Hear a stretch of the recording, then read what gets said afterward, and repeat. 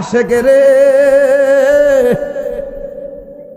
আল্লাহ কই জিবরাইল শোনো না, তুমি আসমান সাজাও জমিন সাজাও, আসমান সাজাও জমিন সাজাও, সাজাও বেহেশত খানা। ঈমানদারগণ জুলুস করো না, বলো ঈদে মিলাদুন ঈদে মিলাদুন নবীর মাহফিল প্রথম করছেন রহবানা। ঈমানদারগণ জুলুস করো না। পাগলেরই সূরা আল ইমরান করছে ঘোষণা। এতক্ষণ ওয়াজ করে গেছি ঘটনাটা। ও আশেক রে সূরা আল ইমরান করছে ঘোষণা।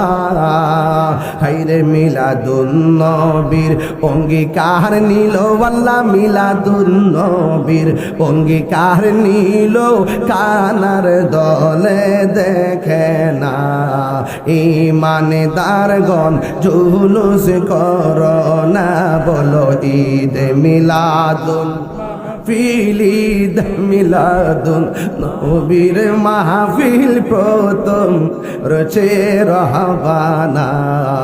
ঈমানদারগণ জুলুস করো না। জোরে জোরে গে আল্লাহু আকবার বলা যাবে না। এ বাবারে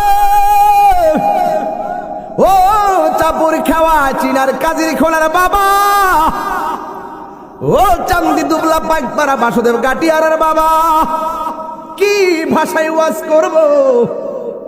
আমার নবীকে বানাইছে সবার আগে কে? নবীরে সবার পরে পাঠাইছে কে? এবার আমার নবী আপনার নবী দুনিয়ার মধ্যে যখন আসবেন, ওই মুহূর্তে আব্দুল্লাহর জন্য সব পাগল। সুবহানাল্লাহ বলে। মা আমেনা মনে মনে কয়, আমার স্বামীর জন্য কিসের জন্য সবাই এত পাগল ছিল? কি রূপ আমার স্বামীর, কোন গুণের কারণে সবাই শুধুমাত্র আমার স্বামীর চাইছিল?